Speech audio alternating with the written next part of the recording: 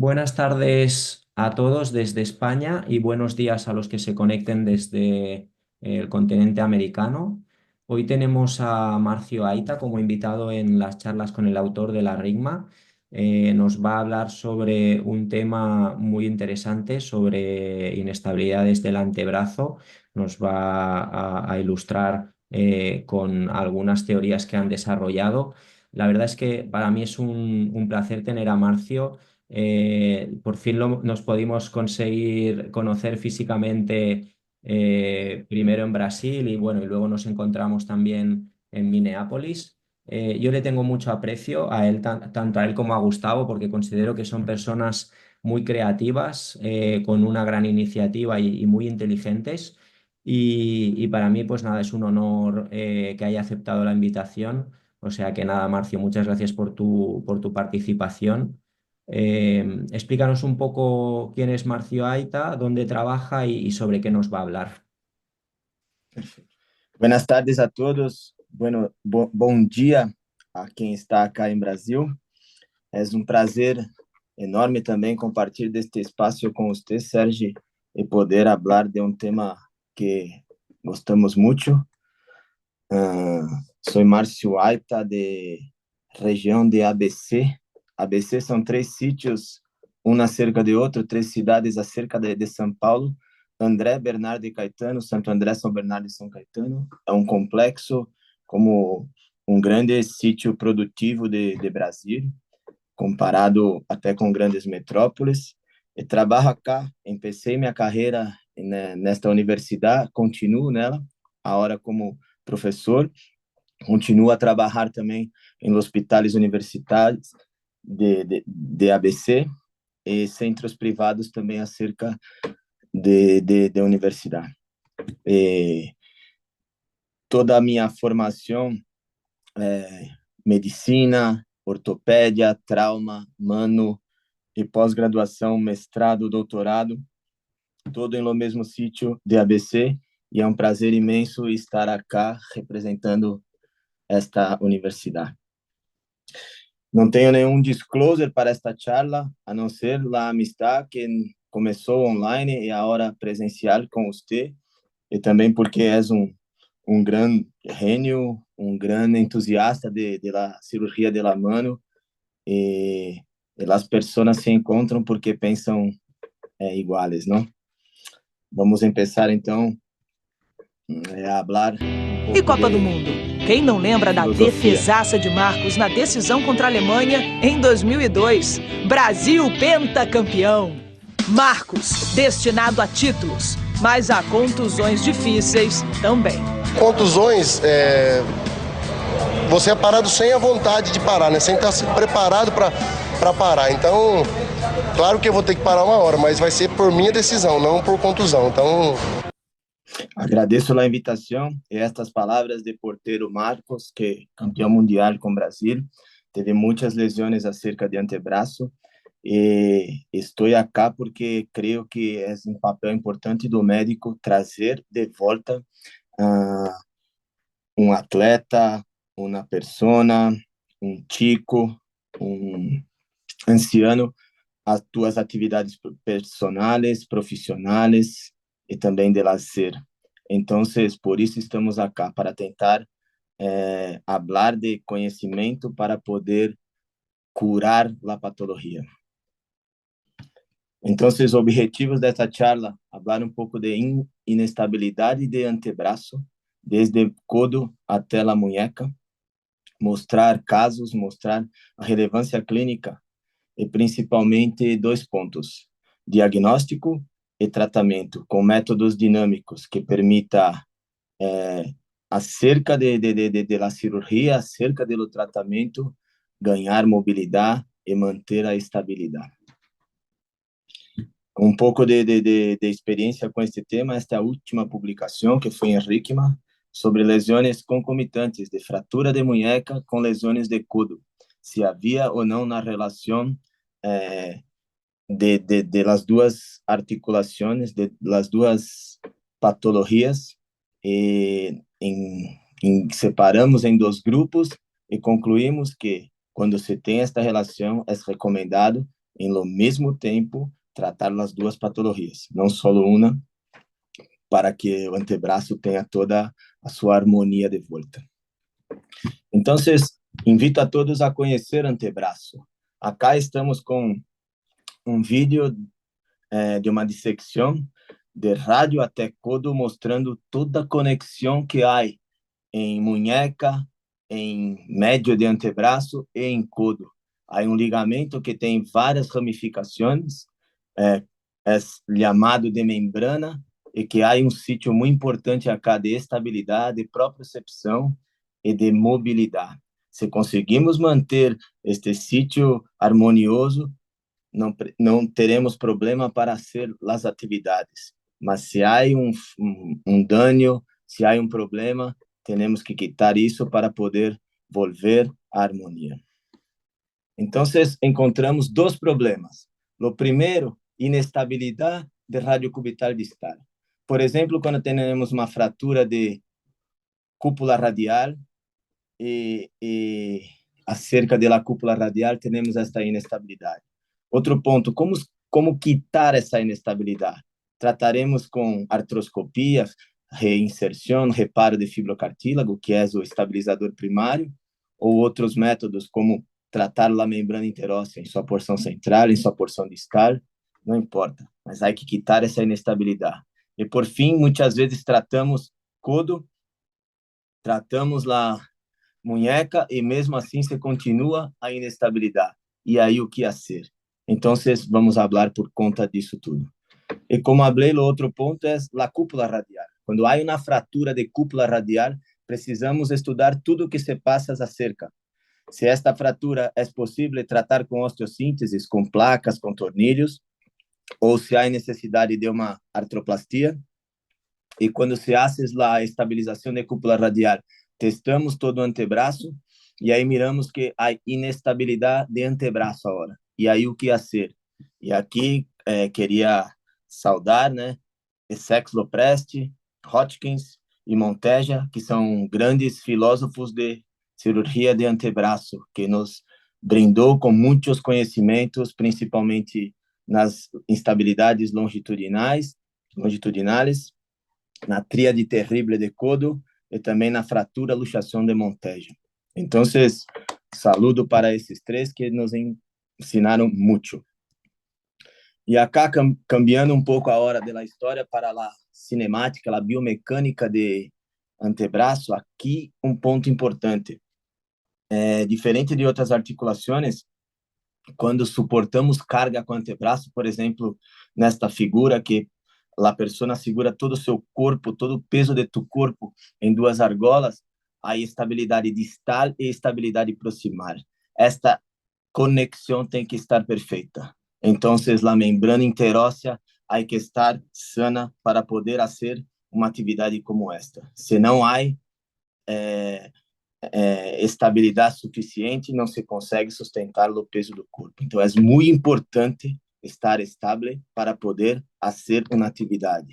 Outro ponto, mira como os esportes de raquete, de manejo manual, como beisebol, como basquetebol, como soccer em Estados Unidos, se usa muito as manos. Os esportes de raquete, esportes com as manos que usam as bolas, há que ter uma força, uma conexão de mobilidade e de estabilidade perfeita. Mira como os tipos de atividades exageram o movimento. E este exagero pode criar patologias também. Então, precisamos estar preparados para tratá-las, porque há uma exigência muito larga acerca de antebraço. Acá um paper de Brasil, quando desenvolvemos uma prótese de cúpula radial, e criamos um estudo biomecânico mostrando em que ponto há um maior estresse em rádio com capítulo. Então, quando vai carregar algum peso, os primeiros 30 graus, quando chegar em 30 graus de flexão, do zero da extensão para 30 graus de flexão, há o maior estresse sobre a articulação de codo.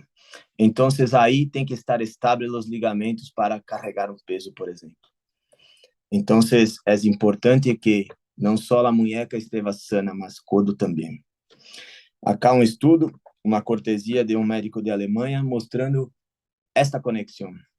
Os três principais pontos: fibrocartílago, membrana interóssea e cúpula radial.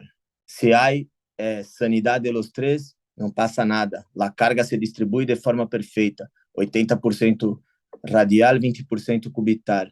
E isso é perfeito. As estruturas são mais fortes do lado radial e as estruturas são mais móveis também.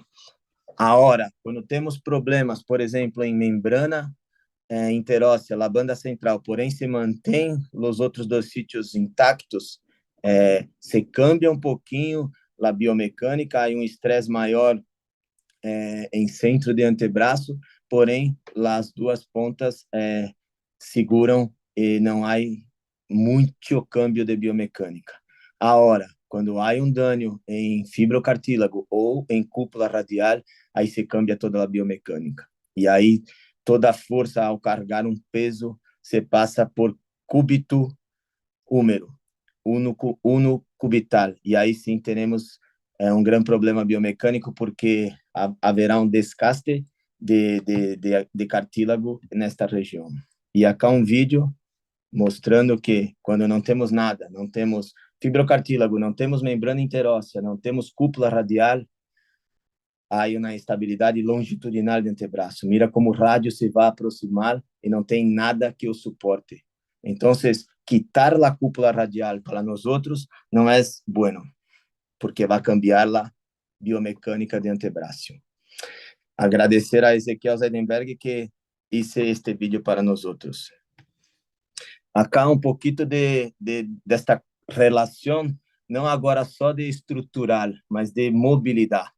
Mira, a primeira película de lado esquerdo, há uma conexão de rádio distal com cúbito distal e há uma migração proximal de rádio para se conectar em cúbito enquanto hacemos pronação, neutro e supinação. E acá em lado direito há uma conexão também de rádio e cúbito proximal agora e miramos que a cúpula radial consegue ficar em centro de sigmoide de cúbito por conta de estruturas ligamentárias. Acá não há muita conexão óssea, não há muita côncavo convexo como há, por exemplo, em cadeira. Então, necessitamos muito das partes blandas para poder estabilizar. E se há este movimento perfeito, proximal e distal, sinérgico, harmonioso, tudo se vai passar bem.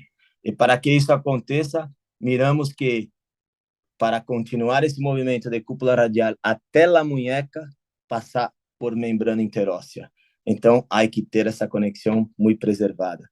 Este eixo axial que se vai de centro de cúpula radial até a fóvea é o caminho para que tenhamos estabilidade e mobilidade para pronar e supinar um antebraço. E acá, como falei, quando pronamos e supinamos, mira cautelosamente que a parte distal do rádio se vem aproximar quando supina e se vai a distal quando prona. Desculpa, se vem aproximar quando prona e se vai a distal quando supina. Então, temos um rádio quando se prona um pouquinho mais proximal do que cúbito, por isso que falam que impacto cúbito carpiano se dá em pronação mais do que em supinação, e temos um rádio mais distal quando supinamos. Quem se move é rádio e não cúbito. Há discussão sobre isso, mas eu creio neste ponto. E é fisiológico isso, não é patológico. Quando passa tudo isso, aí sim temos que tratar. Acá, volvendo de novo a rádio cubital proximal, mira lá a importância do ligamento anular. Muitas vezes se cortam em tratamentos de osteossíntese e de próteses, mas eu creio que é um estabilizador muito importante para adelante, para anterior. E ligamento colateral que se inserta em cúbito proximal é o estabilizador para posterior. E assim, se ele está intacto, não temos a inestabilidade posterolateral de codo, que passa muito desapercebida por muitos atletas que praticam atividades com raquetes, com tacos e com bolas. E acá um pouco desses estabilizadores que falei, principalmente o complexo lateral, o ligamento anelar e a conexão óssea, que para mim é um ponto importante, manter a cúpula radial para que tenhamos esta presença da coluna radial completa, firme, para não termos nenhuma patologia de cambiar a biomecânica por conta desta ausência. Preservar os ligamentos, principalmente LUCL, que é o colateral lateral componente medial, né, ulnar, preservar o ligamento anular, preservar a cúpula radial, para nós outros é o segredo para tratar essas patologias. Agora, miramos um pouquinho como são os mecanismos de trauma. A maioria dos casos se passa com trauma axial. Há uma queda com a mão em suelo e aí sim desenvolve todo o processo de lesões, desde muñeca até a codo. Então, Essex Lopresti descreveu muito bem há quase 100 anos, 90 anos atrás, este processo, esta patologia, e que até hoje desenvolve muitas técnicas para tentar tratá-las. Então, quando você tem um trauma axial, o trauma envolve membrana interóssea, fibrocartílago e cúpula radial. E normalmente há algum grau de torção para que isso aconteça. E acá uma outra situação. Mira este vídeo com calma. Primeiro que você vai a solo não é mano, é codo. E quando você tem um impacto de codo primeiro, vai estudar muitas vezes esse antebraço, a patologia não é igual a Essex Loprestis. Muitas vezes não há uma inestabilidade longitudinal que o rádio se migra para aproximar. Muitas vezes há uma inestabilidade que vai para anterior ou posterior. E aí chamamos de criss-cross lesion, descrita por Jung em 2002, que hablas um pouco de inestabilidade, mas mira, o rádio não está para aproximar, e sim há um desenvolvimento em outro sítio, em outro plano sagital. E acá também é desafiador para tratarmos. Então, vamos falar do ponto clave da charla, como fazer diagnóstico, como utilizar métodos dinâmicos para ser diagnósticos. Vou dividir em 3 partes: antes da cirurgia, na cirurgia e depois do tratamento. Como quantificar, como mirar se estamos indo ao melhor caminho. Então, o primeiro ponto é inspeção. Quando miramos a muñeca e miramos o cúbito arriba, pensamos, há algo aí. Então, o primeiro passo é mirar a expansão. Normalmente, o paciente já chega mostrando por que este osso está adelante em relação a outro lado. E acá tem que ter cuidado com pacientes laços, porque muitas destas patologias não é patologia, é uma característica da persona, hiperfrouxidão cápsula ligamentar. Muitas vezes, se comparar o lado contralateral, é um sítio importante em tudo, em exame clínico e também exames de imagens. Então, ter cuidado com pacientes laços, porque muitas vezes haces um diagnóstico que não é patológico. Segundo ponto, os testes clínicos dinâmicos. Primeiro, palpação de fibrocartílago. Há um ponto clave que é um pouquinho mais anterior do que posterior, descrito em 2007 por Tai, que é um sinal da patologia foveal. Se palpa a fóvea e há um dolor. Outro ponto é a inestabilidade. Mira, podemos fazer o teste de ballottement testes em todas as posições, em supinação, em neutro e pronação, e mirar que há semelhanças e diferenças neste teste em cada posição, e sempre comparar com o lado contralateral. Também podemos fazer esse teste hoje com outras ferramentas que vou falar agora, de fluoroscopia e de ecografia também. Vamos para codo. Há problema em muñeca, temos que mirar o codo. Muitos testes são feitos em codo, como na muñeca, para testar se há inestabilidade em varo, se há inestabilidade em valgo, se há inestabilidade para posterolateral, para anteromedial. E a posição de codo para fazer todos esses testes é como em munheca, em neutro, prono e supino. Em codo é de extensão completa e 30 graus de flexão para separar estruturas que estabilizam, para ter mais precisão nisso. Então, quando hacemos, por exemplo, um teste de ligamento colateral medial a 30 graus de flexão e há inestabilidade, sabemos que há uma lesão solo de ligamento colateral medial. Entre todas essas técnicas, vou mostrar o rugo mais importante para a inestabilidade de antebraço, que é este, radius pull test. É quanto o rádio se desplaça de capítulo e quanto isso é patológico. A literatura habla que até 3 milímetros é normal, é um movimento de pivote de rádio. Mais do que isso, há inestabilidade longitudinal. Também vamos mirar isso por outros métodos, outras ferramentas. Outro ponto é mirar a inestabilidade de cúpula radial, não de codo, de cúpula radial. Quanto ela se desplaça de capítulo, quanto ela se desplaça de cúbito proximal. Então, muitas vezes na lesão de sexloprestes, há este componente que vai de anterior para posterior e conseguimos mirar muito bem essa inestabilidade.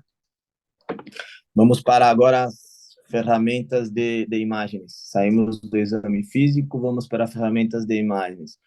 Exame de imagens inicial, como todas as patologias ortopédicas, radiografias em pronação, radiografias em supinação, radiografia de lado contralateral. É importante fazer todas essas, de um lado, de outro, e mirarmos se há alterações de altura de rádio em relação a cúbito, e também se a rádio está mais palmar ou mais dorsal em relação a cúbito. Muitas vezes, como falei em pacientes laços, não é nada patológico, e sim fisiológico. Acá, por exemplo, uma radiografia que há um pinçamento cúbito-carpiano, porém é bilateral. Então, um colega mirou em hospital e nos enviou. O paciente não havia sintoma nenhum. Então, neste paciente, apenas uma alteração anatômica, que não há patologia. Pode ser que adelante esse paciente vai ter dor cubital, mas a hora não passa nada.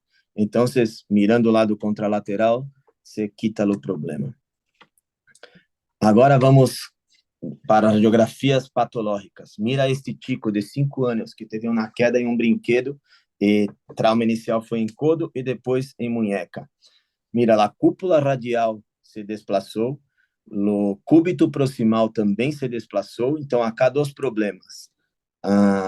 Deslocamento de cúpula radial e deslocamento de uno cubital. Então, deslocamento de codo e de cúpula radial. O que a ser? Então, mira, cá na inestabilidade de cúpula radial, teste clínico, o paciente já está anestesiado. E a hora, quando flete o codo, vai mirar que há inestabilidade também de codo, mira. Então, 2 patologias que precisamos tratar, ok? Aqui um outro caso, operado a cúpula radial e paciente evoluiu com um cúbito dorsal, uma dificuldade para supinação, principalmente. E o que fazer com um caso como este? Este é um caso desafiador. Este é um caso que foi tratado a patologia de origem, a redução da cúpula radial não está mal, está boa, porém, há uma inestabilidade. Este é o caso que queria que ficasse na mente de vocês para podermos utilizar em nossa prática clínica, porque isso se passa muito. Estudando muito bem, miramos acá que há um problema de rádio com capítulo e há um problema de rádio com cúbito distal. Cúbito está para arriba, né? Rádio está mais palmar e rádio está mais lateral do que em capítulo. Então, eu creio que há os 3 sítios de problemas. Em codo, em membrana interóssea e também em fibrocartílago. Vamos falar de como tratar isso também. TAC também pode ser um pouco dinâmica quando hacemos essa em 3D. Conseguimos mirar melhor por todos os ângulos o que está se passando, porém não conseguimos cambiar a posição de membros. Só se fazermos TAC em supinação, em pronação, mas eu creio que não utilizamos muito isso. Mas em alguns casos buscamos o melhor, mais preciso diagnóstico. A imagem da esquerda é aquele chico que falei, a imagem da direita na fratura de cúpula radial simples, que é só para mostrar que há só a fratura. E acá, o ataque daquele caso que foi tratado com plaquita em cúpula radial. Mira como está a relação de rádio com cúbito, toda desarrollada, toda desconectada, desde cúbito até a muñeca. O ataque de antebraço, o ataque de codo e o ataque de muñecas. Importante é ser tudo isso. E focar, e dar um zoom, e dar um clique nisso tudo, e estudar com calma, com paciência, para entender o que se passa, para escolher o melhor método de tratar. E esse é o ponto clave. Esta imagem, corte axial de muñeca, mostrando como cúbito não está em seu sítio inicial. E aqui precisamos tratar. Aqui mata o problema. Aqui mostra que há uma inestabilidade. Outro ponto que podemos usar é pegar o ataque, fazer uma peça 3D. Podemos imprimir em impressora 3D e conseguimos mirar também com as mãos o que se passa. Este é um caso de um chico que teve um tumor, um osteocondroma, deformidade base-hemorrágica, e quitaram a cabeça de cúbito e nos enviaram depois porque este chico não conseguia ganhar a mobilidade de antebraço. Mira, esse chico tem um problema que cúbito está curto e a cabeça radial e todo o rádio não está no mesmo sítio, assim, no plano antero-posterior. A rádio está totalmente rodado, como se 45 graus em relação a cúbito. A cabeça radial está para anterior e o rádio está indo para medial porque não tem cúbito para apoiar. E com isso conseguimos fazer um grande planejamento cirúrgico também. Mas para entender isso, só com a peça, não consegui mirar em los exames. E agora uma coisa que tem ganhado muita força, acá agradeço dois autores de Brasil, Hélio Polido e Raimundo Araújo, que trabalham com nós outros e eles têm uma expertise em ecografia muito larga, que é possível hoje mirar estas patologias e aí sim um exame dinâmico de verdade. Muda, cambia a posição de antebraço e mira o que se passa com todos os ligamentos e com os ossos. Acá em Brasil se habla que o estetoscópio do ortopedista hoje é a ecografia, é a ultrassonografia. Então, um pouco de ecografia. Acá conseguimos ver em película da esquerda e acá direito na animação do que numa visão lateral como está a relação de cúbito, ossos de carpo e fibrocartílago. Então, há uma perfeita harmonia, é possível mirar desde extensor carpi-ulnaris, triquetrum, ligamento luno-triquetral, lunato, fibrocartílago e una. E mirar se há algo entre eles que possa ser uma patologia, possa trazer alguma inestabilidade. Por exemplo, acá, já mirando a rádio cubital distal, principalmente a relação dorsal de ligamento rádio cubital distal de rádio com cúbito um pouquinho mais proximal, ainda fazendo parte do complexo de fibrocartílago. Acá um vídeo já mostrando esta relação. Um momento, vai rodar. Aqui dá para ver bem. Então, acá estão os huesos e acá está a membrana interóssea. E conseguimos fazer um pouquinho de pronação, supinação e até apertando o aparelho contra o cúbito e miramos que há um pouquinho de mobilidade. Pode ser patológico, como falei, pode ser fisiológico. Então, é possível também mensurar quanto se está inestável e sempre comparar com o lado contralateral. E acá vindo já mais um pouquinho para aproximar, mirando a membrana interóssea. E aqui essa imagem é muito hermosa. Miramos cúbito e rádio e miramos que há musculatura dorsal, musculatura palmar e que essas não ultrapassam a membrana interóssea. Então, a membrana interóssea está firme, está forte. E rádio e cúbito está se movendo de forma harmoniosa porque a membrana interóssea, o fibrocartílago estão sanos. Acá um paper que me encantou muito, que mostra quando hacemos força de pressão palmar com um paciente com lesão de membrana interóssea, vamos ter herniações. essa herniação vai fazer com que a musculatura flexora vá até a musculatura extensora, porque não vai ter a membrana interóssea para quitar esta excursão. Então, por exemplo, acá é um vídeo de ecografia que Raimundo nos disse, com o paciente fazendo preensão palmar e mostrando que a musculatura extensora não consegue ir até a musculatura flexora. E acá duas imagens mostrando uma patologia. A membrana interóssea está intacta e aqui abaixo a musculatura flexora se foi a musculatura extensora porque não havia membrana interóssea para estabilizar. Então, muitas vezes o diagnóstico não é tão objetivo, é mais subjetivo. E quando temos essas ferramentas, podemos dar uma precisão maior e mostrar para o paciente o que se passa em tua munheca. E quando indicamos um tratamento cirúrgico ou um tratamento não cirúrgico, temos mais precisão no que estamos a ser. E mostrar que há muitos papers disso, mostrando até qual musculatura se passa para outro sítio, mostrar que este teste de força de preensão palmar causando herniação é algo que pode ser replicado e é o que estamos a fazer agora.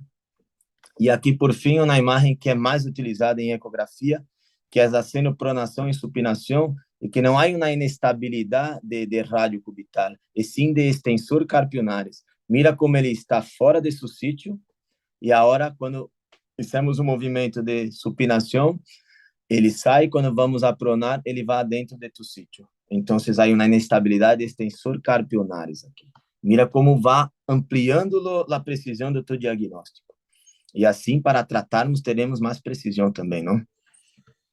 Por fim, lá, exame de ressonância magnética, que eu creio que é o exame que mostra melhor esta estrutura, mas é um exame estático. E creio que, com o tempo, a ecografia vai ganhar mais espaço que ressonância há hoje. Hoje ainda utilizamos muito mais ressonâncias acá em Brasil. O custo é muito maior e aceitamos naquela imagem o que podemos mirar. Não hacemos de rotina ressonância em pronação e supinação, porque não é prática acá. Tenho falado com alguns colegas da radiologia para sermos, mas eu creio que a ecografia vai ganhar mais espaço por ser mais rápido, mais dinâmico, mais barato e mais preciso também. Acá uma ressonância de codo mostrando uma completa, foi um caso de luxação em um atleta, lesões de ligamento medial, lateral e anular. Então, pré-operatório, estamos armados. Agora vamos adentro da cirurgia. O que podemos fazer para aumentar ainda mais a precisão do tratamento? No primeiro exame, acá, uma fluoroscopia dinâmica. Em minha clínica, tenho isso também em consultório privado, não em público. Tem uma fluoroscopia, mas não é em todos os sítios que há. Mira o que se passa com cúpula radial se desplaçando para anterior em relação a cúbito e a capítulo, e distal como o rádio se vai a palmar e se desplaça sem nenhum stop. Então, é uma inestabilidade no plano anterolateral, como criss-cross lesion, que é este caso. Podemos também fazer artroscopia de codo. Estamos a fazer alguns casos já com paciente em decúbito dorsal. A maioria que isso foi em decúbito ventral, mas para tratar codo e munheca em decúbito dorsal, talvez seja um passo mais largo. Não é difícil, utilizamos a mesma tração que usa para a munheca, colocamos um coxinha abaixo do braço e aí abre um espaço e dá para ser os portales posteriores, anteriores, mediais e laterais de codo para mirar a inestabilidade, o tipo de fratura, os fragmentos e aumentar o diagnóstico antes de fazer o tratamento. Acá mostrando os portales de codo e o que podemos fazer com a artroscopia de codo. Podemos mirar o complexo lateral e normalmente ele está conectado em húmero. Se há um espaço entre complexo lateral e húmero, como na imagem de abaixo, há uma desinsertação e aí é um ponto de tratar. Acá outra imagem também, e aqui nós vamos fazer o teste de pull radius. Como o drive-thru que fazemos em escafulonato, é mais ou menos acá. Normalmente a ótica não passa entre interrádio, né, cúpula radial e capítulo, não passa, quando vindo de portal medial. E quando há a patologia, a ótica se passa e vai ver todo o complexo posterolateral. Então, isso é como um drive-thru, é um pull radius test positivo, mostrando inestabilidade longitudinal de antebraço. Os testes de artroscopia, que é mais comum, porque utilizamos mais, teste de trampolim, teste de sucção, sinal de Ghost, mostrando que há uma relação não harmônica, uma inestabilidade de radiocubital distal, principalmente por lesão de fibrocartílago.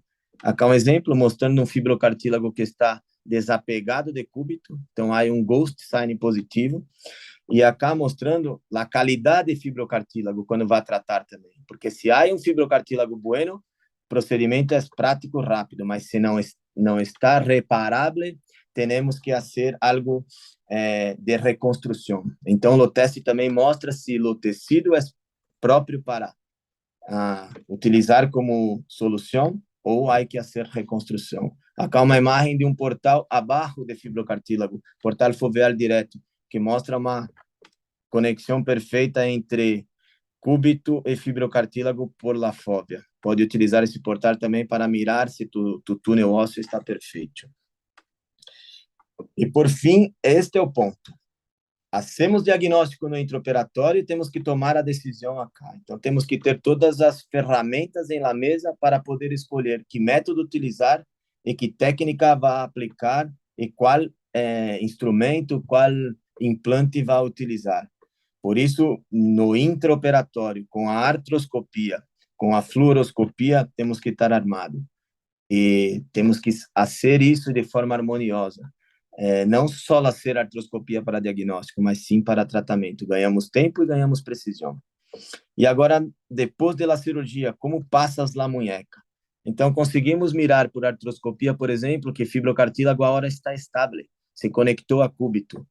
Podemos mirar que depois da fixação de cúbito, de cúpula radial, a conexão está melhor, a harmonia entre rádio proximal e cúbito está boa, entre rádio capítulo está ok. Assim hacemos com as próteses também. E por fim, acá, aquele tico que hicimos o reparo ligamentar e hacemos agora o pull radius test, a cúpula radial não se desplaça mais de capítulo, não se desplaça mais de cúbito proximal. Então, se estabilizou. E por fim, acá depois de fazermos uma fixação de parte distal da membrana interóssea, não há mais o desplaçamento de cúbito em relação ao rádio. Tudo isso no intraoperatório. Saímos da cirurgia de forma mais segura. E agora vamos mostrar as técnicas que utilizamos para fazer tudo isso. Levamos em consideração 3 janelas, 3 windows para tratar. La proximal, cúpula radial, a membrana interóssea e a rádio ulnar distal. Para fazermos o tratamento que tem como objetivo estabilidade, congruência e mobilidade. Estudamos essas 3 janelas. Acá a publicação que fizemos, acá um exemplo de uma fratura grave de muñeca com desplaçamento de codo. E esta publicação mostrou para nós outros que quando há essa relação dessas duas patologias, é necessário tratar em um tempo único as duas e não em tempos separados. O resultado é muito melhor do que tratar uma e depois de um tempo tratar outra. Então, se tratar no mesmo tempo, identificar essas 3 janelas. Normalmente, quando há uma patologia de uma só das janelas, das fenestras, trata sola. Por exemplo, uma fratura de cúpula radial, que não há outra patologia acerca desta, fixou a fratura e ficou perfeito. Mas quando há 2 fenestras, duas windows acometidas, há necessidade de tratarmos as duas. E há um conceito agora que tratamos a parte de codo primeiro, depois de muñeca, e se mesmo assim se continua a inestabilidade, testa supinação, neutropronação, aí sim tratamos a membrana interóssea no mesmo ponto. Então, tratamos codo, depois muñeca, se continua a inestabilidade, tratamos a membrana interóssea. O que podemos fazer? Normalmente, na minha prática diária, em la muñeca, quase todos os procedimentos por vídeo, e em la membrana interóssea e em codo, quase todos os procedimentos abertos. Estou ganhando experiência, estou fazendo alguns casos de codo por vídeo, tendo muito melhores resultados, mas ainda minha curva de aprendizado ainda não está perfeita para ser patologias mais complexas em codo, e miro que outros amigos estão fazendo reconstruções, reparos por artroscopia e com resultados muito gratificantes. Estou a começar a ampliar meu conhecimento em artroscopia de codo. Acá, por exemplo, como tratamos um codo. Lado esquerdo, só lesão ligamentária. Lado direito, fratura associada à lesão ligamentária. Então, o objetivo é dar estabilidade, mobilidade e congruência. Lado esquerdo, uma estabilidade posterolateral só ligamentária. Lado direito, uma estabilidade posterolateral com fratura associada. Então, os mesmos métodos foram utilizados. Em lado esquerdo, fizemos a reconstrução do ligamento colateral, lateral, porção medial e ligamento anelar. E lado direito, fizemos no primeiro ponto a cúpula radial, a fixação do olecrânio, e só demos ponto em ligamento. Porém, vocês vão mirar que em lado direito isso não foi suficiente.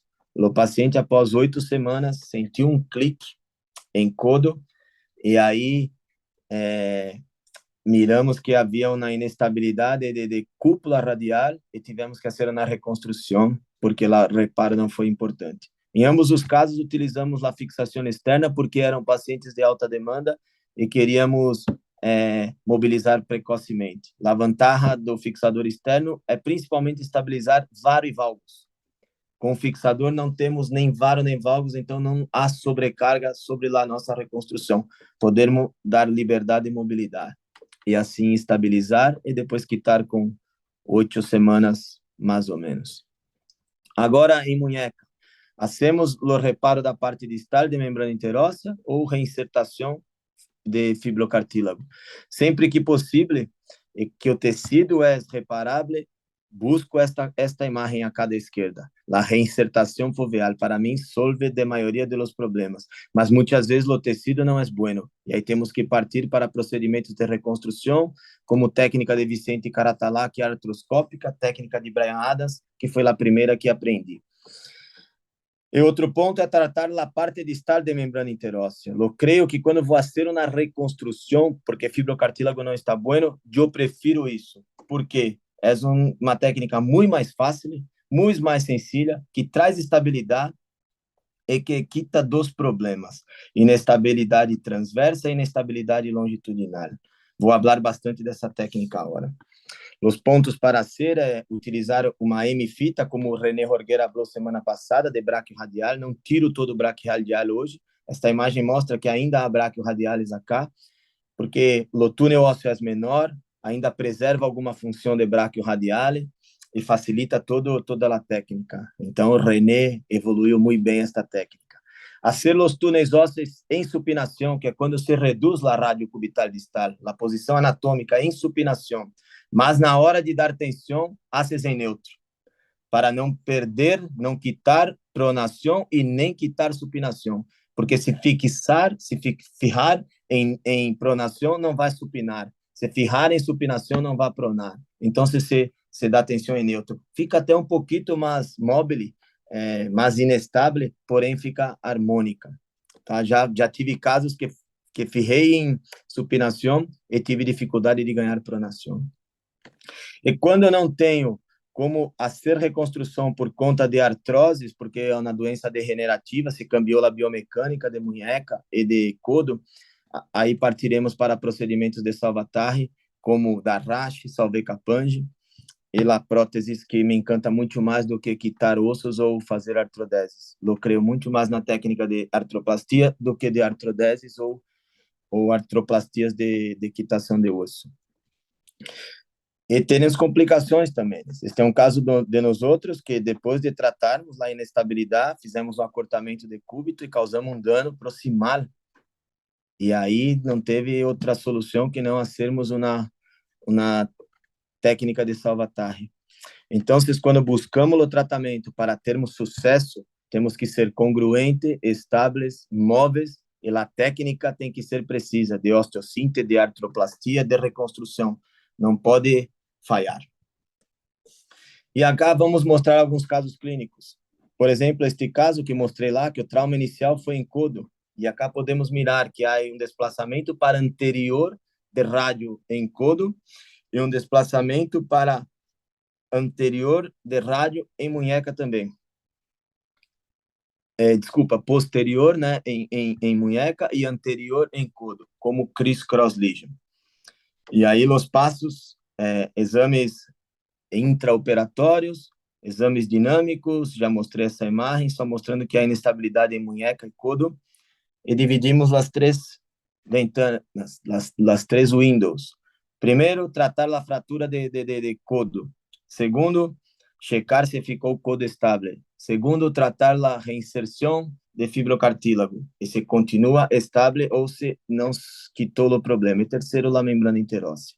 Caso agudo, hicimos uma plaquita em cúpula radial e testamos, e ainda assim havia ballottement test positivo em munheca, e aí partimos para cerrar o ligamento anular, deixar estável o codo, fomos para a munheca.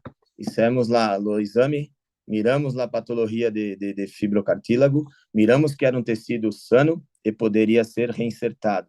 E aí usamos lá a técnica de túnel ósseo, passamos pela fóvea, um laço, e fixamos em cúbito com um arpão sem nó, sem nudo. E, por fim, ainda continuou algum grau de inestabilidade, e como era uma lesão aguda, a membrana estava, vamos dizer, reparável também. Então, metemos um mini endobótomo na parte distal da membrana interóssea, porque creamos que este tecido era capaz de se sanar, um caso agudo, como um dia de la lesão. E acá, todo o processo de reabilitação que gostamos de fazer para todo membro, por isso escolhemos técnicas estáveis para poder mobilizar precoce. Claro, temprano, respeitando o dolor, o edema e o paciente. Então, gostamos de fazer exercícios isométricos e dando principalmente destaque para pronador quadrado e extensor carpio ulnares, que são estabilizadores secundários de munheca, de rádio cubital distal. E, por fim, cambiamos e misturamos, fizemos um mix de exercícios para ganho de mobilidade, para ganho de força e de propriocepção. E assim, o paciente, após 2 meses, mostrou a radiografia mostrando estabilidade, mostrando congruência, e no exame físico, mostrando mobilidade. Sem dolor, claro, ainda há dolor por conta de todos os passos da cirurgia, mas a dolor não é incapacitante para o paciente a fazer suas atividades de vida diária e suas atividades profissionais.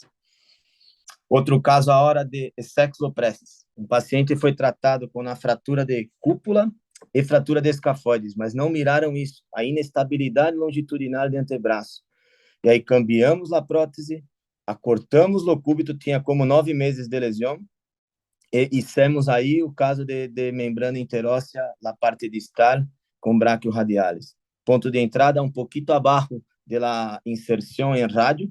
A direção é 30 graus para distal. Vou falar por que esta direção. Túneis ósseos em supinação e a fixação em neutro. Pode mirar que pós-operatório imediato já temos a estabilidade que necessitamos. A reabilitação é igual de outro caso, movendo mano, munheca, codo e ombro para mirar a propriocepção. Liberdade e mobilidade, utilizamos órteses em alguns casos, em outros casos vamos um pouquinho mais rápido. O resultado, após 1 ano de cirurgia, ganho de mobilidade. Claro, há uma cicatriz mais larga por conta da técnica de acortamento de cúbito e de rádio de braquio radialis, mas o paciente volveu ao que mais gosta de fazer, que era andar de motocicleta. Agora, um caso de um acidente com esportes radicais, e, de novo, a queda meio mix, né? Meio na fratura de alta energia, e acá não teve fratura de cúpula radial, e sim fratura de capitello. E a cúpula radial afundou o capitello. E aí, o que fazer num caso como este? Quando é agudo, ok, mas já havia 9 meses de la lesão quando nos invitaram para tratar esse caso em conjunto. Havia inestabilidade radiocubital distal, quando miramos acá. Cúbito estava mais adelante do que rádio. A cúpula radial estava impactada em capitello e capitello desviado para anterior. E aí criamos um mecanismo de trauma axial, foi meio mix, o paciente não soube explicar perfeitamente. E aí temos uma inestabilidade de codo, uma inestabilidade de munheca e o que fazer? Com 9 meses de lesão. Então, pedimos um ataque com reconstrução 3D e acaba dá para ver exatamente o que se passa, como a cúpula radial está dentro do capitelo. E aí, o que fazer? 9 meses, será que este fragmento de capitelo é reparável? Sangra. Então, pensamos para adentrar em cirurgia. Acá o exame clínico antes da cirurgia, com déficit de extensão, déficit de flexão e principalmente de pronação. O paciente é policial e muito ativo. E aí miramos também quanto cúbito estava mais adelante. Então, fizemos um planejamento 3D, criamos a peça para estudar bem e criamos um molde. Se o fragmento de capitelo não estivesse bom, iríamos fazer um enxerto osteocondral. E aí teríamos um molde para fazermos perfeitamente para posicionar, porque é muito difícil fazer curva, não? Fazer enxertos em tecidos retos é mais tranquilo, mais sencillo, mas em curva é muito difícil. E criamos este molde e fomos para a cirurgia com tudo.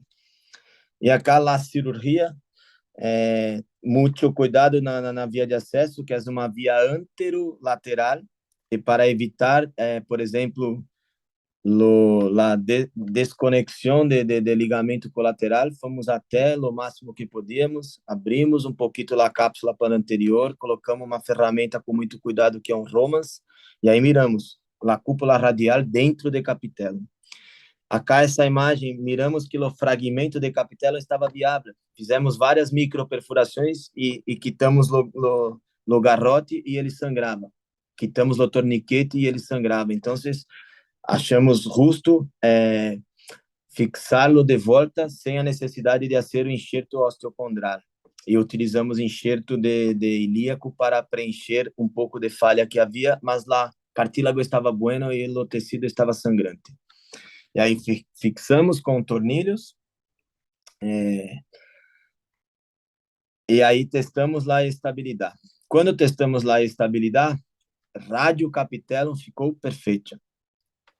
Porém, aqui está, rádio capitellum está a hora perfeita, conectada, congruente, sangrante. Porém, a rádio cubital distal se manteve inestável. E aí, quando fomos mirar com fluoroscopia a rádio cubital distal, havia um cúbito plus. E não conseguimos reduzir esta relação de rádio distal com cúbito distal, porque creio que a membrana já está toda rígida, já está toda com tecido fibrótico, porque quase um ano de lesão.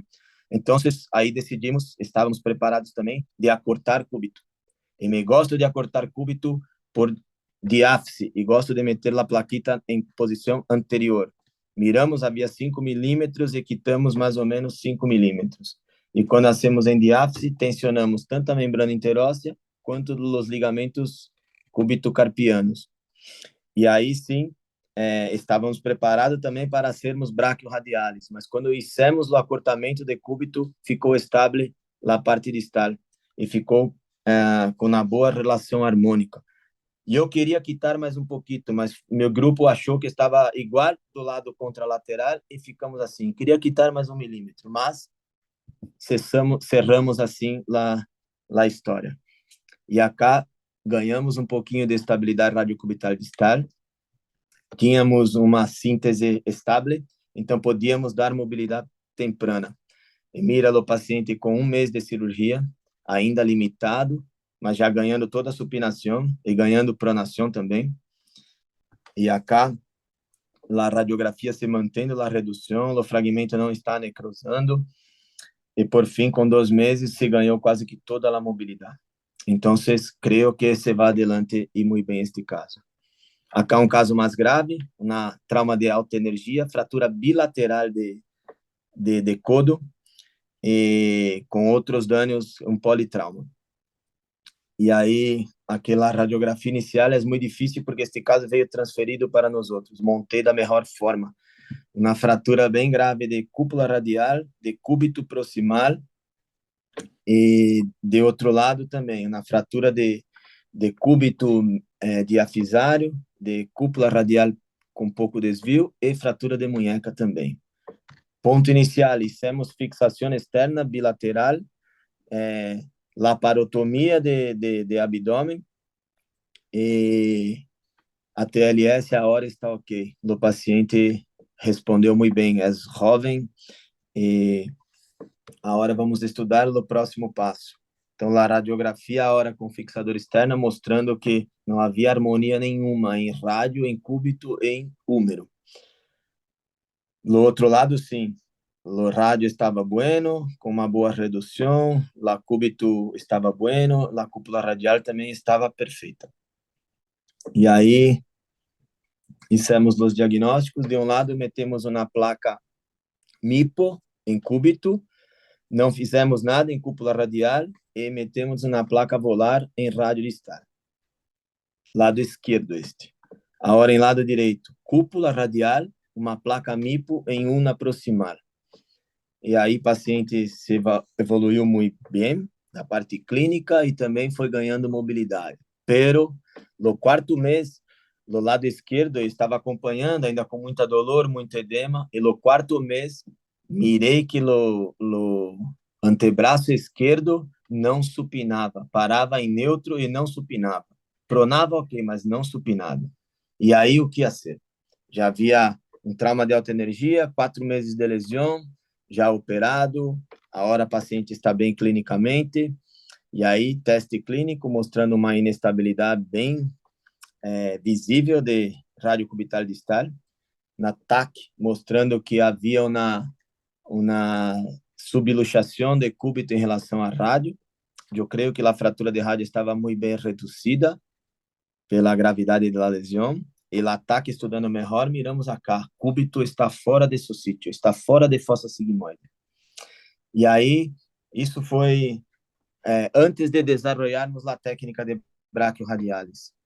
E por conta deste caso que desenvolvi a técnica. Vamos fazer estudo anatômico e estudo artroscópico e miramos que fibrocartílago não era bueno. Era um tecido amarillo, não era branco, não era móvel, não sangrava, então pensamos em reconstrução. E aí, a técnica que escolhemos, que era a técnica mais utilizada naquele tempo, Bryan Adams aberta. E hicimos. Com todos os passos, tudo que estudamos, porque não é tão comum fazer estas técnicas em nosso cotidiano. Não há muitos casos. E hicimos. Seguimos todos os passos, melhoramos a estabilidade, o paciente se foi bem, mas a técnica para nós outros é muito difícil de fazer. Há que fazer via dorsal, via palmar, achar o ponto exato de fóbia. Com a técnica de Vicente, para quem faz artroscopia de munheca, eu creio que é um passo menos invasivo e com o mesmo resultado de Bryan Adams. Mas ainda estava a começar a ser técnicas artroscópicas convencionais.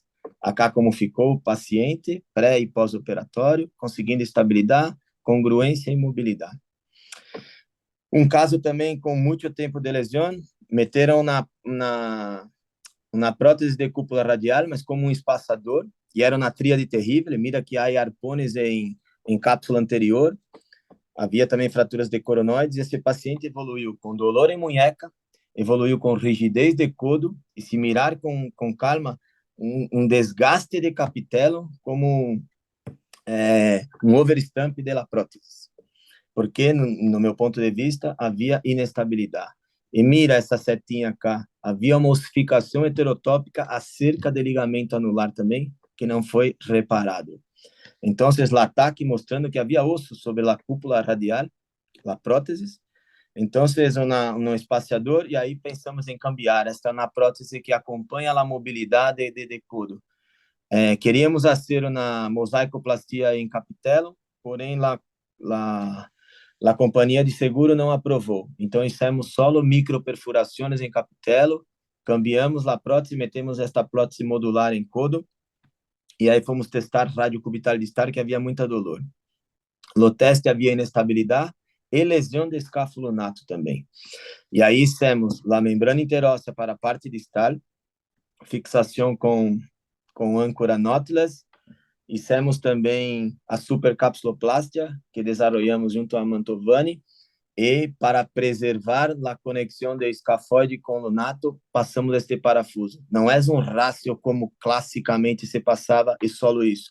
Não, tudo por artroscopia com a supercapsuloplastia associada. Acá está uma animação de como usases isso.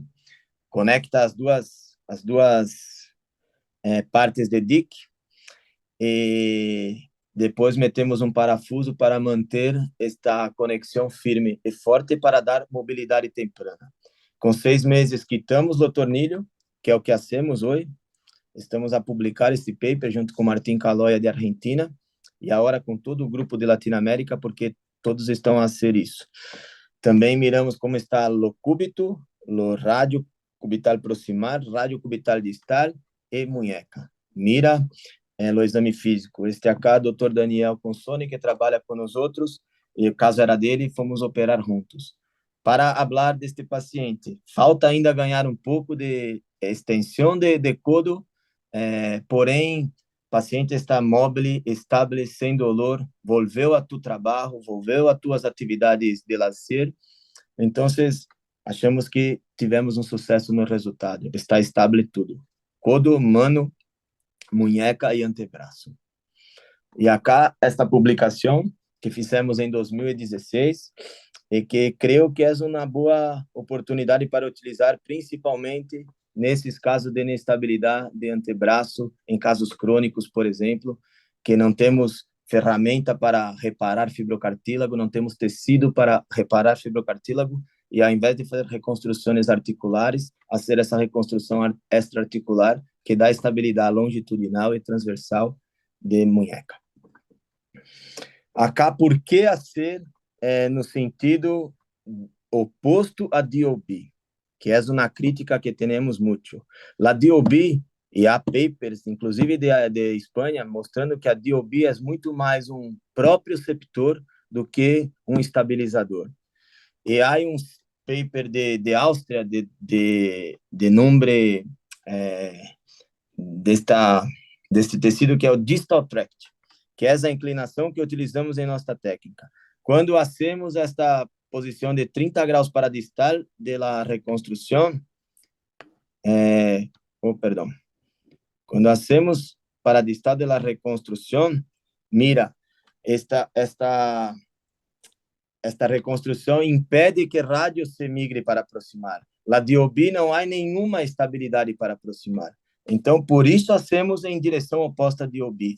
Clinicamente, testamos em cadáver e depois em nossos pacientes, sempre com essa inclinação para distal, os resultados foram ótimos. René de Chile faz transverso e também vai bem. O que não pode ser algo que não dê estabilidade à rádio. E por isso não hacemos no sentido de DOB.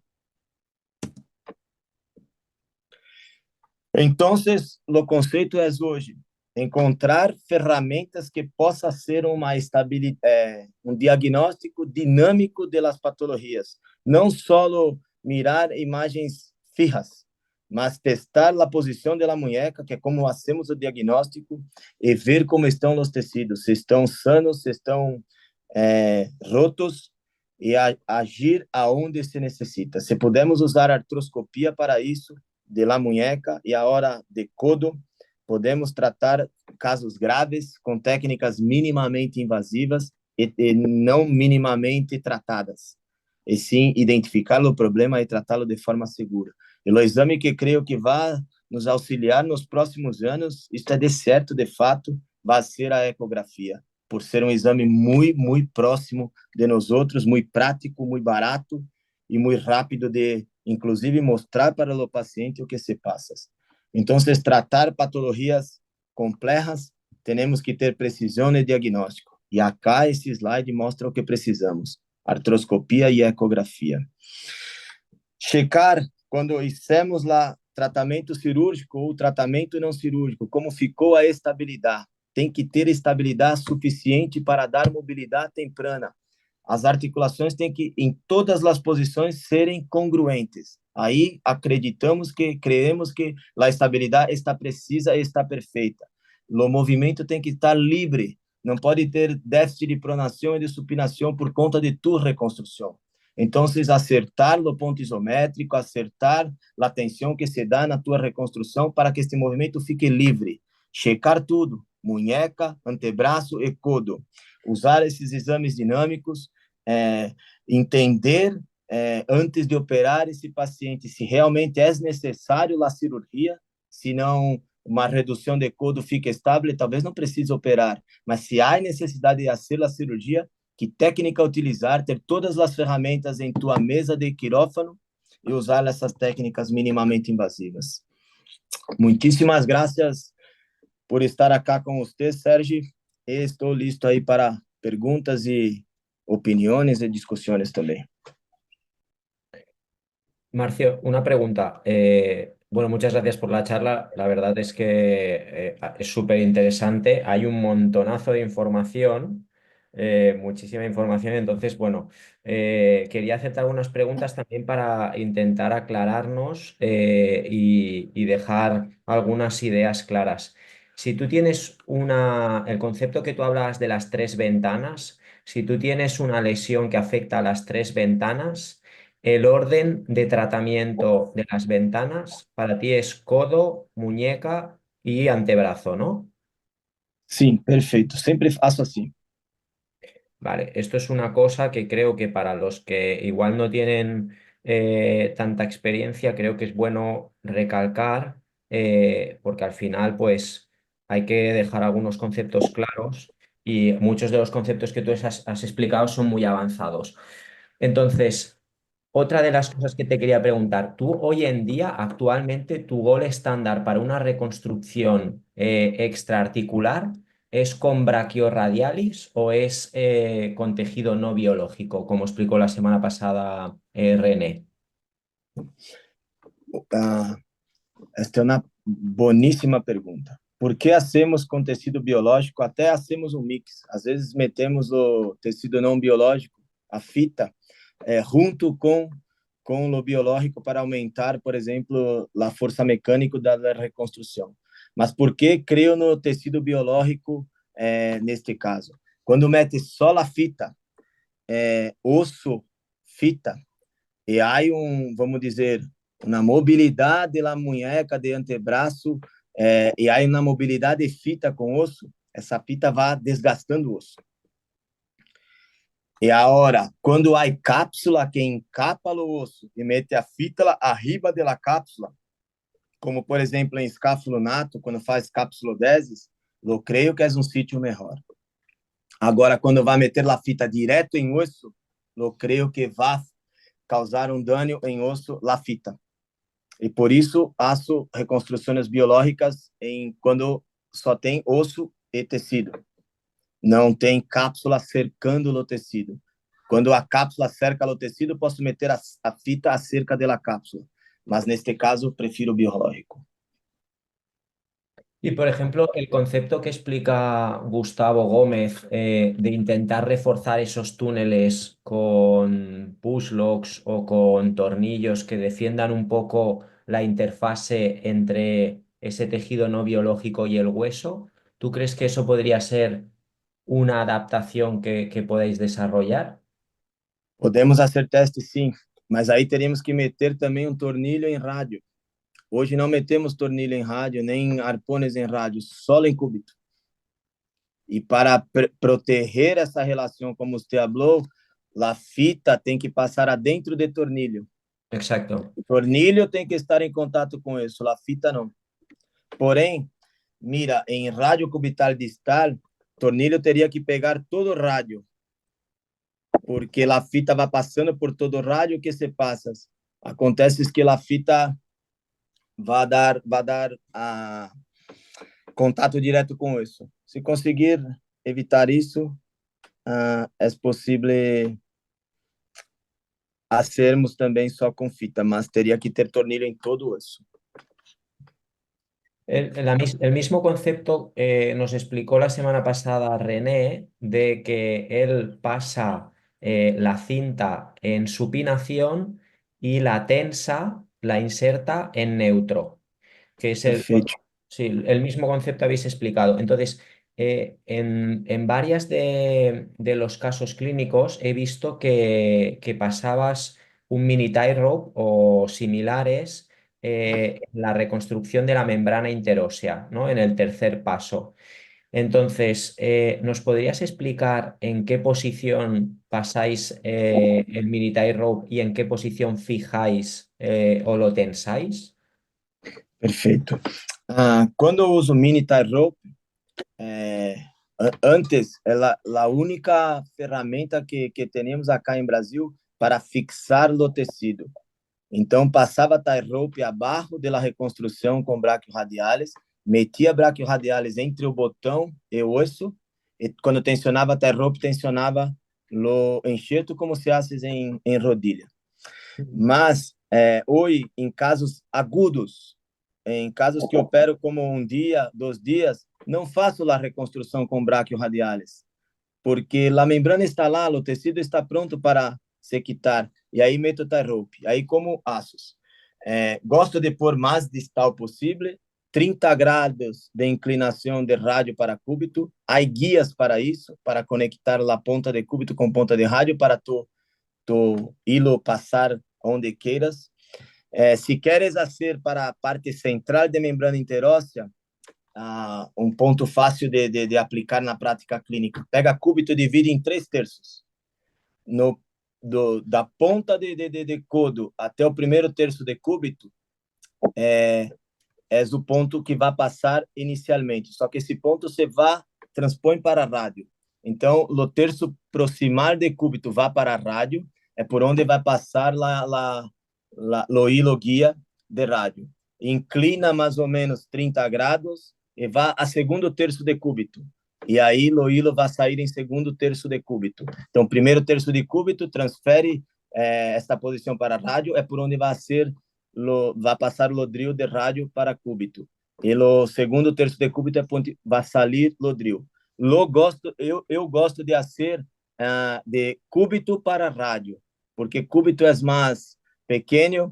Achar o centro de cúbito é um ponto exato também da técnica. Não pode a fita ou o tie rope ou a reconstrução passar dorsal ou palmar a cúbito. Tem que sair medial. Isso faz diferença no resultado. Então, eu empeço por cúbito e vou até rádio. E aí meto tie rope, por exemplo, na banda central. E transfiro isso um pouco para distal, como é a parte distal da membrana interóssea, que gostamos de reconstruir igual como a banda central. E aí deixo o tie rope fora de rádio cubital distal, com inclinação de 30 graus de rádio para cúbito distal, em qualquer posição, fora de 30 graus, fora de articulação radiocubital distal, pode passar o tie rope, em banda central ou nesse intervalo até a radiocubital distal, com inclinação de 30 graus. Começando por cúbito, túneis em supinação, tensão em neutro. Assim hacemos. Vale, fenomenal. Pues eso resuelto. En el chat hay algunas preguntas. Preguntan si tienes experiencia con el uso de fijador interno. Em codo, não? Sí, tipo el Skeletal Dynamics que tiene ese fijador interno. Sim. Em Brasil, há duas companhias que têm um fixador muito igual de Orbai, de esqueleto.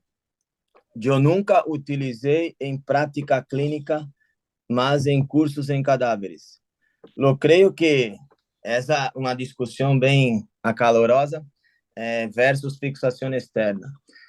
É um ponto que se vai muito bem. Os trabalhos mostram, os resultados se vai muito bem quando se usa a fixação interna. Há uma curva de aprendizado, há que colocar a placa na posição exata de cúbito e achar o centro de rotação em capitelum para poder ter a melhor função desse estabilizador. Mas há que quitá-lo também, como se quita a fixação externa. Como fiz na escola de trauma, primeiro, antes de começar em escola de mano, tenho muita facilidade com fixação externa. E por isso utilizamos fixador externo dinâmico quando necessitamos. Mas eu creio que é uma prática que tem que ter em tu bolso e muitas vezes fazendo todas as reconstruções, não ficou estável o suficiente para dar mobilidade precoce, eu creio que a fixação interna é uma ferramenta que temos que usar, sim. Hay una pregunta que quizás un poco incompleta porque obviamente va a depender de las lesiones asociadas, pero bueno, te preguntan, por ejemplo, en caso de prótesis de cabeza radial, ¿a partir de qué día, semana se recomienda movilizar? Si existe un protocolo. Entonces, pues claro, yo imagino que se refiere a fracturas simples de cúpula radial, porque claro, en casos de lesiones complementarias, pues va a depender de las lesiones asociadas, claro. Perfeito. Quando hacemos tratamento de codo, todos eles, muitas vezes queremos dar mobilidade o mais temprano que se possível, porque sabemos que codo vai ter rigidez. Então, criamos dentro do sítio cirúrgico estabilidade suficiente para dar mobilidade temprana. O que delimita o tempo de mobilizar ou não é a dolor e edema do paciente. Não colocamos a imobilização de yeso, sim, hacemos um enfaixamento que vai de ombro até a mano, para evitar edema de munheca, de mano, não imobilizamos com nada de gesso, mas fazemos um enfaixamento até a mano. E damos liberdade para o paciente imobilizar o mais temprano possível, desde que a dolor e o edema se permite. As reconstruções que hacemos hoje em codo, utilizamos âncoras knotless e também passamos junto com ou tendones que vão ser grafts, enxertos, ou as reinsertações que usamos no próprio ligamento do paciente, utilizamos a fita ou fio fiber wire, que são bem fortes, respeitando o ponto isométrico, centro de rotação, e com âncora knotless, não temos medo de dar mobilidade. Nos casos que há muito, vamos dizer, há que usar muitas ferramentas para ganhar essa estabilidade, aí utilizamos a fixação externa, principalmente em atletas que querem ganhar a mobilidade como loucos. E aí o papel principal da fixação externa é não permitir nem valgos e nem varos, que esse é o principal problema das reconstruções falharem. Mas sempre que possível, em cúpula radial, mobilidade temprana. No gosto de imobilizar, no. Hay una pregunta en el chat que me va perfecta porque yo también te la quería hacer. En aquellos casos, no sé si tú has tenido algún caso de inestabilidad radioulnar proximal, pacientes que tienen una inestabilidad de la cúpula radial por insuficiencia o por lesión del ligamento anular, pero que tú los exploras y no son una inestabilidad posterolateral. En esos casos, en pacientes que son crónicos, que a veces incluso vienen con la cúpula luxada de tiempo de evolución, no sé si has tenido experiencia y qué haces en esos casos. Não, isso é muito comum, principalmente quando eu empecei a ser isso. Era meter a prótese e achava que tudo ia se passar bem. Em muitos casos havia overstamp, havia deslocamento lateral de rádio em relação a capitelum, e aí com o tempo começamos a tratar isso. Muitos casos hacemos o seguinte: muitas vezes essa prótese se soltou e precisa cambiá-la. Quando se cambia esta prótese, quita ela, vai estar delante de la fossa sigmoidea em cúbito. Haces um túnel de palmar para dorsal ou de dorsal para palmar com um guia específico. Passa-se palmares longos e laça, e aí mete a prótese, e aí laça a prótese com palmares longos, e aí pode se suturar porque esta é uma porção de ligamento colateral lateral. Pode se suturar em ligamento esse tecido e pode até fixá-lo em cúbito novamente. Entra por cúbito, sai por cúbito e vai para distal em cúbito e se fixa novamente. Mas o que hice em um dos casos que mostrei foi isso. Fiz o ligamento anular com palmares longos e fiz uma sutura no ligamento colateral lateral. E aí virou um complexo lateral. Não é difícil, é porque não me recordo quem descreveu esta técnica. Eu creio que foi um cirurgiano de França. Una reconstrucción del ligamento anular a la vez que refuerzas el ligamento lateral, ¿no? Exato. É parte dele. Y si, por ejemplo, te encuentras un paciente que no tiene una prótesis de cúpula radial y la cúpula radial está luxada de forma crónica, en esos pacientes si es irreductible, te planteas ponerle una prótesis.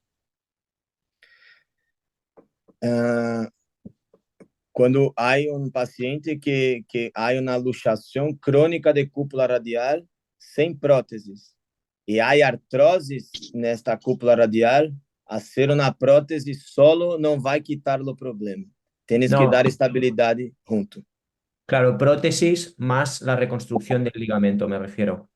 Exato, lo caiu nisso. Há também hoje uma prótese que Checker desenvolveu para a radiocubital proximal. Mirei num curso em Espanha que me fui. E para estabilizar essa radiocubital proximal. Mas só mirei, nunca toquei nesta prótese. Mas talvez seja uma solução quando não temos mais biológico, não?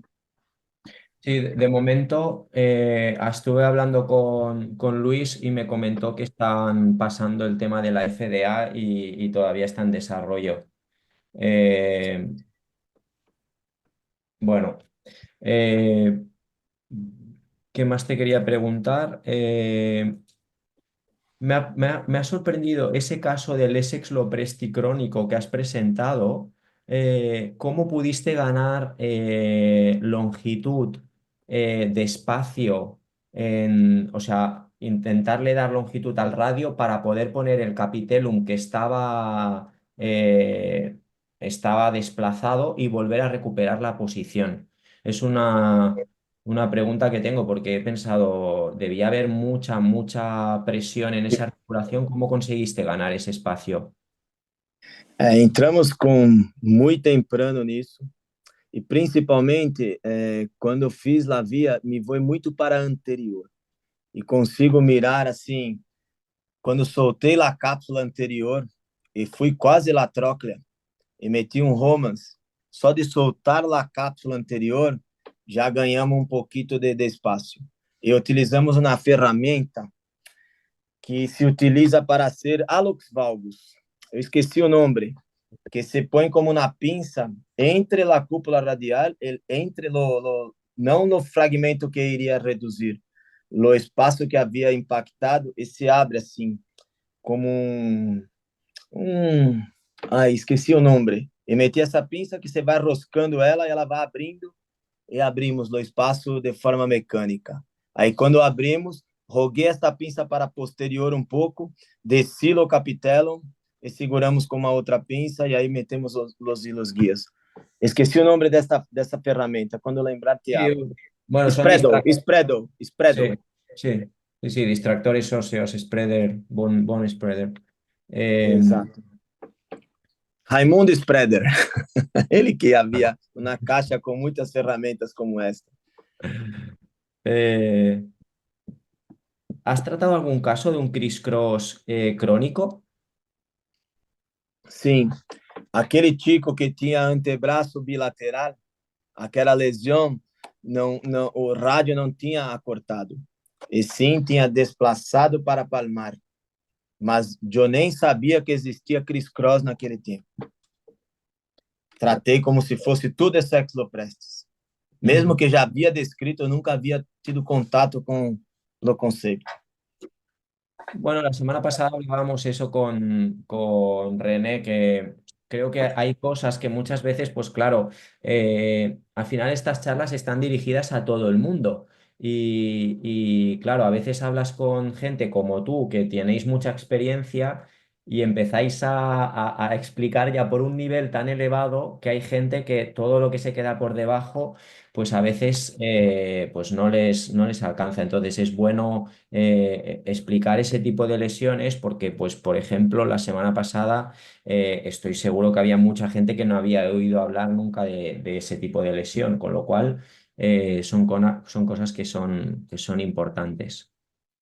Eh, Sim. Uma coisa também importante é de falar que temos que ser cada vez mais simples, mais sencillos para ser diagnóstico e tratamento. Criar técnicas bonitas, espetaculares, e que não é reprodutível, não melhora nada o nosso way of life. Isso aprendi com o padre de Ezequiel. Carlos Heidenberg. Não ter um ataque de habilidade, ser mais simples no que vai ser. Se consegue ser simples, todos vão querer te seguir. Se quer ser muito complexo, o que vai passar é que só você trata. E aí tu não vai ter credibilidade. Então, buscar, por exemplo, a ecografia, eu creio que é um exame simples, que estou ainda a engatinhar. Mas quando eu mirei alguns casos, e realmente se faz muita diferença e é simples. É treinamento, mas a curva de aprendizado de ecografia é mais temprana do que de artroscopia, por exemplo.